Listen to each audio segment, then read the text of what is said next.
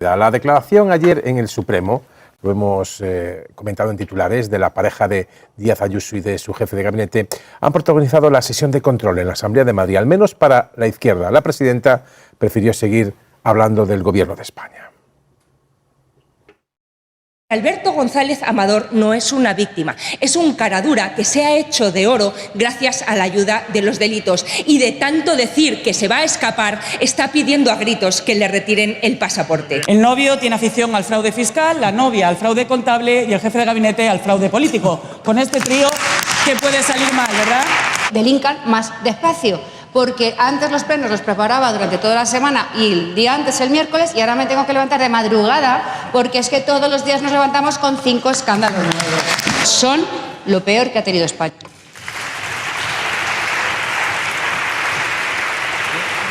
Lo peor que ha tenido España. Bueno, las reacciones en la Asamblea. A riesgo de reiterarme una semana más, vuelvo a decir que no me gusta el tono con el que se discute y se debate en la Asamblea de Madrid, no solamente de la presidenta, sino de la oposición. A mí me parece que el tono no acompaña, y vuelvo a decir que me gustaría escuchar una sesión de control al Gobierno en la Asamblea de Madrid referida a los asuntos que afectan directamente a los madrileños. Por cierto, que el novio de la presidenta de la Comunidad de Madrid afecta a los madrileños, porque estamos hablando de un señor que se forró a base del cobro de comisiones legales, por supuesto, mientras moría gente durante la pandemia en este país. Pero es que además tiene unas vinculaciones absolutamente acreditadas con el principal contratista de la Comunidad de Madrid de sanidad privada, que es una empresa que se llama Quirón. Y esto todavía está pendiente de muchas explicaciones de la presidenta de la Comunidad de Madrid. Y aprovecho a decir que en lo que estamos viendo hasta ahora del juicio al fiscal general del Estado, y que tiene relación con lo que hemos escuchado esta mañana en la Asamblea de Madrid, creo que los ciudadanos que hayan tenido ocasión de ver las declaraciones que se han producido hasta el día de hoy han podido ver que más que del fiscal general del Estado, lo que se está hablando es del novio de la presidenta de la Comunidad de Madrid y de la maquinaria de difamación que se creó en la Comunidad de Madrid para desacreditar al fiscal general del Estado. Quiero decir que es más una dosis de recuerdo sobre quién es Alberto González Amador y la relación que tiene con la presidenta de la Comunidad de Madrid que de lo que pudo hacer bien o mal el fiscal general del Estado, que no parece que se esté acreditando ningún indicio de delito hasta el momento. No es ya, había otro periodista, me parece que era Pérez Medina, que decía que minutos antes ya él tenía antes que pidiera o que recibiera al fiscal en su correo terminal electrónico el correo con el supuesto caso de González Amador. Es que Precedo habla de una semana. Habla de que una semana antes él ya tenía la información. Por cierto, me sorprende que haya gente que diga que la obligación del periodista es revelar sus fuentes. No, me parece algo flipante, ¿no? Y además que sean periodistas quienes digan eso, ¿eh? Además que sean periodistas quienes hay periodistas que dicen eso. Pues claro, eso. Claro. Sí, pero, a ver, antes de lo de Precedo, a mí me gustaría añadir un testimonio que fue bastante tropical también y que yo creo que no hay que pasar por alto, que es el de Íñigo Corral, que es el jefe de prensa de la Fiscalía de Madrid, que también perdió la memoria repentinamente. Él sabrá por qué perdió la memoria, pero los letrados que estaban allí no tuvieron a bien en insistir en las preguntas que se le estaban formulando.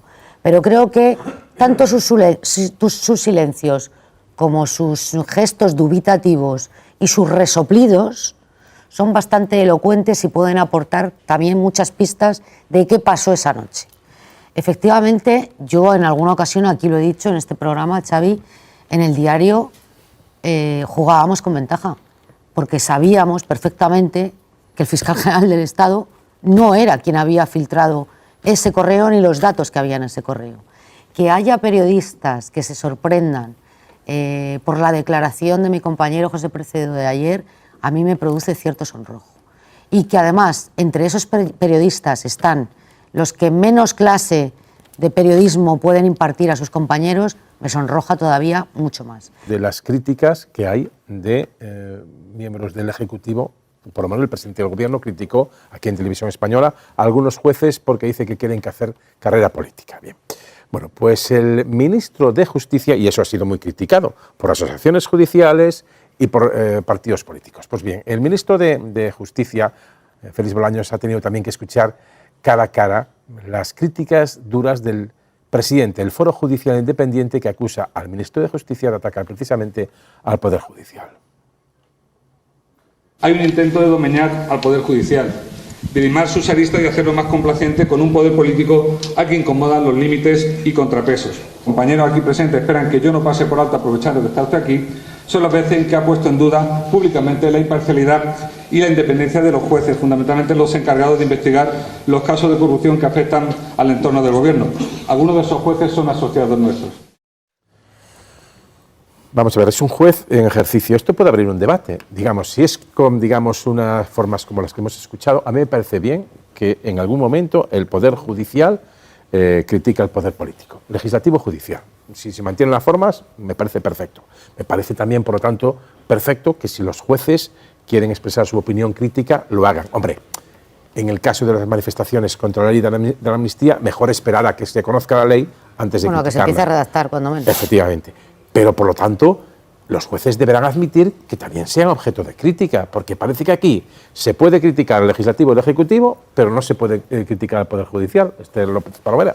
Bueno, a mí me parece que es un mal gesto, no lo voy a calificar, no voy a ir más allá en la calificación, que un representante del Poder Judicial aproveche la presencia del ministro de Justicia en un foro que tiene que ver con sus asociados para hacer esta crítica directa al ministro.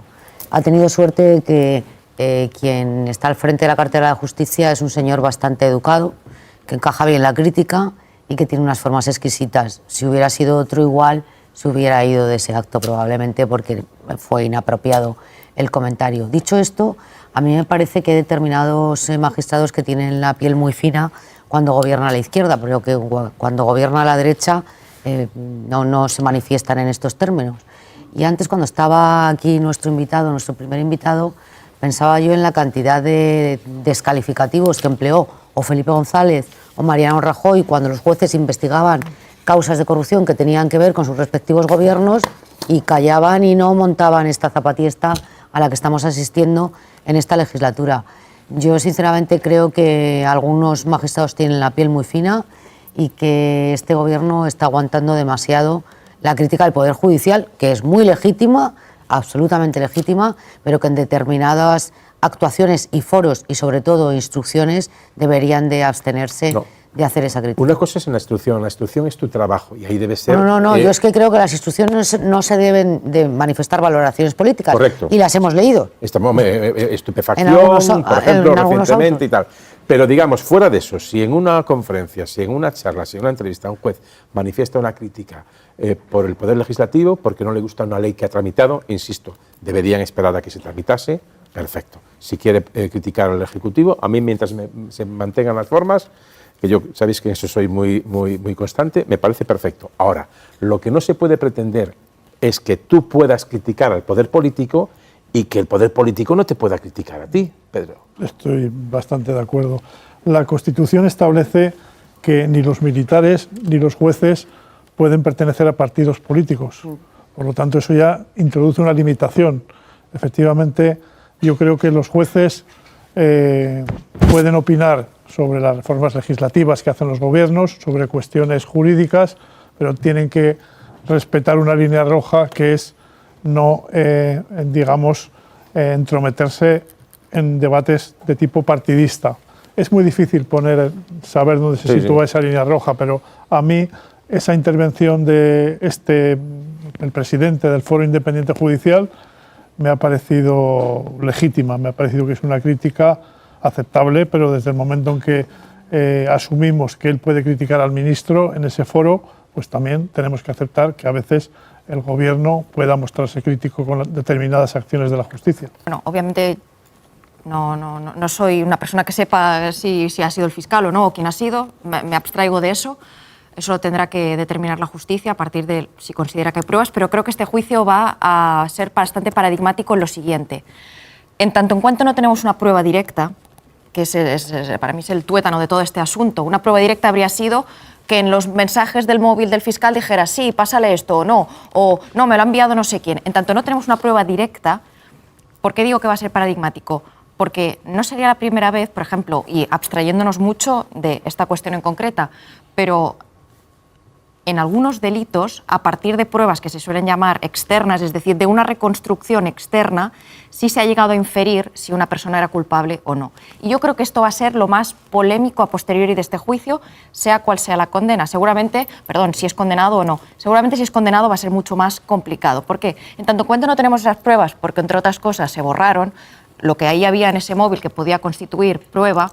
Primero se dijo que era un protocolo de la Fiscalía borrar, luego al parecer era para proteger cosas suyas personales o profesionales o de la índole que fueran, pero como no tenemos eso, si eventualmente fuera condenado el fiscal y vaya por delante su presunción de inocencia, yo creo que sí va a ser polémico porque será a partir de la reconstrucción externa, de lo que dice Almudena Lastra, de lo que dicen otras personas. Entonces, yo creo que ahí nos arrojamos a que haya un cuestionamiento sobre este tema y obviamente si es absuelto, pues yo creo que habrá gente que seguirá sin estar satisfecha. Sea como fuere, yo comparto la idea de que a día de hoy que la Fiscalía haga preguntas a que es su jefe, a mí esto me parece lo más rocambolesco de toda esta historia. Cierro contigo. Bueno, de lo que estamos viendo y conociendo en el juicio, ¿cómo va la cosa de la partida? Los jueces juzgaron a jueces para echarlos de la carrera judicial. O sea, tampoco en principio hay... Sí, pero los policías detienen a policías cuando trafican droga o lo que sea. Quiero decir que no pasa... No, hombre, no. En sí mismo no... Los jueces son incluso independientes, la Fiscalía es agentes de la Guardia Civil detienen a un comandante de la Guardia Civil implicado en una trama. Pero los jueces son independientes, la Fiscalía jerárquica. Pero vamos a ver, Estefanía, la Guardia Civil... La Guardia Civil, Estefanía, solo digo una cosa, y como sigues en ese argumento, que es cierto lo que dices, pero la Guardia Civil es jerárquica, es mucho más jerárquica. Me lo vas a decir que soy hija de Guardia Civil y me he criado en un cuartel. Por eso te digo que la Guardia Civil es mucho más jerárquica. Y a mucha honra. Estefanía, la Guardia Civil es mucho más jerárquica que la Fiscalía, que es verdad que tiene una prevalencia jerárquica. Y la Guardia Civil, cuando tiene que actuar contra un compañero, actúa. Y la Fiscalía tiene una dependencia jerárquica, pero cuando tiene que actuar contra un compañero también actúa, por decirlo claro. Pero acabamos, Pedro. Mira, por aportar a lo que habéis dicho y no ser redundante con... primero, yo creo que este juicio, esto sí que os va a sorprender, es una gran noticia y que se esté retransmitiendo, es una gran noticia. En un momento en que no se está transmitiendo. Pero bueno, está con delay, como hacían con los Oscars, por si alguien enseñaba un pezón. Me parece que es una gran noticia porque en un momento donde hay un gran cuestionamiento de la integridad, de la limpieza de un montón de elementos sustantivos de la democracia, empezando efectivamente por la Fiscalía, las altas magistraturas judiciales, pero también el funcionamiento del periodismo y el funcionamiento de las direcciones de comunicación de instituciones importantes, que todo esto esté transparentándose como se está escenificando, creo que es muy sano. Entonces, me parece una buena noticia en ese sentido. Y, creo que, por decirlo con una imagen muy icónica, creo que de repente el Supremo es consciente de que no se está celebrando un juicio solo contra el fiscal general del Estado. Un país está contemplando y evaluando un juicio de valor sobre el funcionamiento de su justicia y de su periodismo. Y eso... Y en ese digamos, encuentro no está saliendo extraordinariamente bien parada ni la instrucción del juez Hurtado ni el papel del Supremo hasta ahora. Y hay, sobre lo que decías de la revelación de las fuentes, no solo es importante respetar el secreto profesional, que es un deber, es que es un derecho y es un deber, sino que además es muy importante no poner acento en que la carga de la prueba de este caso dependa de que sea capaz de probarse la inocencia del fiscal general del Estado. La carga de la prueba en los Estados democráticos